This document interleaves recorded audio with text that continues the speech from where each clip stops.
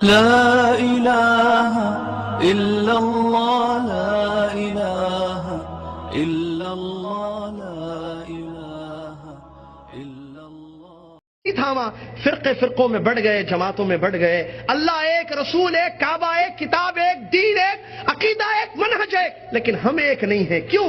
اس کا بھی جواب اسی میں ہے کہ ہم نے قرآن و حدیث کو الگ الگ طریقوں سے سمجھنا شروع کر لیا، جس کی وجہ سے آج امت مسلمہ جو ایک تھی محمد صلی اللہ علیہ وسلم کے زمانے میں، صحابہ ایک تھے، عقیدہ ایک تھا، منہج ایک تھا، کوئی جماعتیں نہیں، کوئی فرقے نہیں تھے.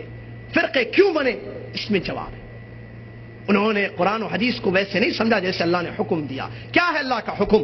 کیا ہے اللہ تعالیٰ کا فرمان؟ اللہ تعالیٰ فرماتا ہے فَإِنْ آمَنُوا، اگر وہ لوگ ویسے ایمان لائیں گے جیسے تم ایمان لاتے ہو تو وہ لوگ ہدایت پر ہوں گے. اگر وہ لوگ تمہارے جیسے ایمان نہیں لائیں گے، فَإِنْ آمَنُوا بِمِثْلِ مَا آمَنْتُمْ بِهِ فَقَدْ وَإِنْ تَوَلَّوْا، اگر وہ منہ پھیر کر چلے جائیں گے، تمہارے مثل ایمان نہیں لائیں گے، کیا ہوگا؟ فَإِنَّمَا هُمْ فِي شِقَاقٍ فَسَيَكْفِيكَهُمُ اللَّهُ، اللہ ان کے لیے کافی ہے. اس آیت کریمہ میں اللہ تبارک و تعالیٰ نے دو راستے اور دو انجام بیان کیے ہیں. آیت کے شروع میں ایک راستہ اور اس کا انجام، دوسرے آیت کے دوسرے حصے میں دوسرا راستہ اور انجام اس کا. بہت پوائنٹ ہے، دو راستے اور دو انجام. راستے کس چیز کے؟ دین کو سمجھنے کے لیے، ایمان لانے کے لیے، اسلام کو سمجھنے کے لیے راستے. اللہ تعالیٰ نے کہا فَإِنْ آمَنُوا، اگر لوگ ویسے ایمان لائیں گے، ویسے دین کو سمجھیں گے، ویسے اسلام کو سمجھیں گے جیسے تم نے سمجھا ہے. یہ تم کون ہے؟ یہ آیت اتری نا، کب اتری؟ کس کے زمانے میں؟ صحابہ اکرام رضی اللہ عنہم کے اجمعین کے زمانے میں اتری. اللہ ان سے خطاب کر رہا ہے بِمِثْلِ مَا آمَنْتُمْ، مثل جیسے، لائک یو، جیسے اے صحابہ تم نے ایمان لائے ہو. اگر لوگ ویسے ایمان لائیں گے جیسے اے صحابہ تم ایمان لائے، فَقَدِ اهْتَدَوْا، تو وہ ہدایت پر ہوں گے. ایک راستہ، ایک منہج، ایک فہم، صحابہ کا فہم، جس کو فہم السلف کہتے ہیں. سلف سے مراد شیخ الاسلام ابن تیمیہ رحمۃ اللہ علیہ فرماتے ہیں سلف کا مطلب صحابہ اور تابعین. اگر ہم نے دین کو ویسے سمجھا جیسے صحابہ کی جماعت نے سمجھا، قرآن کی تفسیر ویسے لی جیسے صحابہ نے لی، حدیثوں کا مطلب ویسے لیا جیسے صحابہ نے لیا، تو ہم ہدایت پر ہوں گے. یہ اللہ کہہ رہا ہے. وہ ہدایت جس کو مانتا ہے ہر مسلمان روزانہ نماز میں، روزانہ ہر رکعت میں جماعت کے ساتھ ہو یا پیچھے پڑھے. صحیح قول یہ ہے کہ جماعت کے ساتھ امام کے پیچھے بھی وہی پڑھنا ہے، سورہ فاتحہ تنہائی میں بھی پڑھنا ہے، اکیلی نماز بھی ہو. کیا مانگتے ہیں اللہ تعالیٰ کی تعریف اور اس کی بزرگی بیان کرنے کے بعد؟ اہدنا الصراط المستقیم، سیدھا راستہ دکھا اللہ.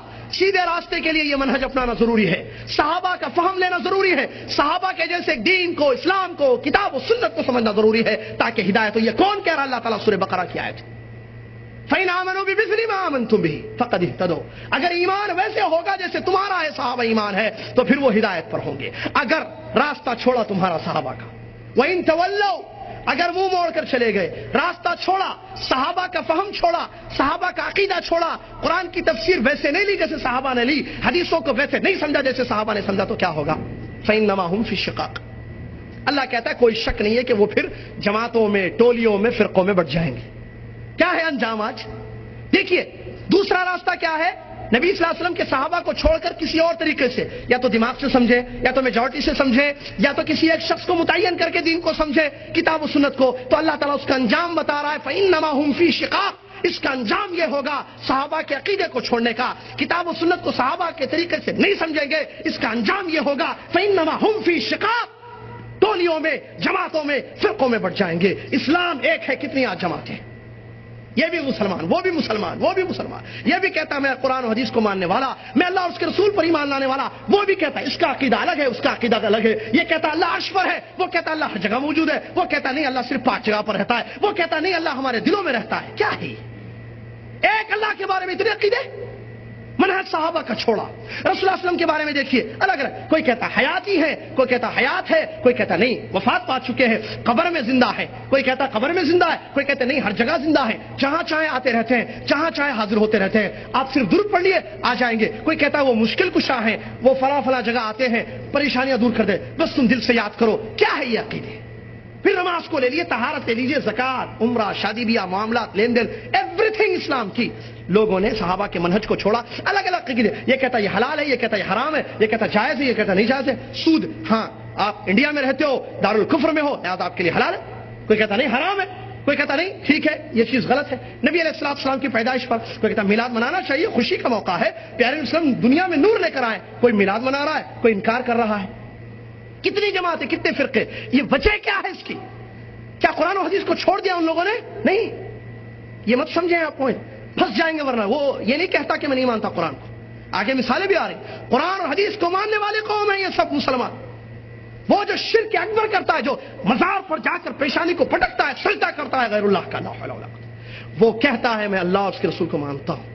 روتا ہے نبی صلی اللہ علیہ وسلم کی محبت میں، داڑھی بھیگ جاتی ہے اس کی، لیکن وہ مزار پر سجدہ کر رہا ہے. نبی علیہ السلام کی قبر کا طواف کرتا ہے چھپ چھپ کر اندر. ہم نے دیکھا جامعہ اسلامیہ پڑھنے کے دوران. یہ کیا کتاب و سنت کو نہیں مانتا ہے؟ مانتا ہے. پھر وجہ کیا ہے؟ گڑبڑ کہاں ہے؟ پرابلم کہاں ہے؟ پرابلم سمجھنے میں ہے، پرابلم طریقے میں ہے، پرابلم منہج میں ہے. قرآن و حدیث کو بے شک تو مانتا ہے، لیکن قرآن و حدیث کو کیسے تو سمجھتا ہے میرے بھائی؟ صحابہ کے جیسے سمجھتا ہے؟ نہیں. اسی لیے اللہ نے کہا کہ اگر تم صحابہ کا منہج چھوڑو گے، ٹولیوں میں بٹ جاؤ گے، جماعتیں الگ الگ ہو جائیں گی تمہاری. فی شقاق، شقاق کہتے ہیں اختلاف، الگ الگ ٹولیاں جماعت. فسیکفیکہم اللہ، قیامت کے دن اللہ تعالیٰ ان کا بدلہ دے گا. فسیکفیکہم اللہ، اللہ ان کے لیے کافی ہے، اللہ سننے والا اور جاننے والا ہے. یہ آیت میں جواب ہے. پہلے دلیل، 3 آیتیں دلیل میں پیش کروں گا انشاءاللہ. یہ پہلی آیت ہے جس میں اس سوال کا جواب ہے کہ ہم یا دنیا کا ہر مسلمان کتاب لا الہ الا اللہ محمد رسول اللہ محمد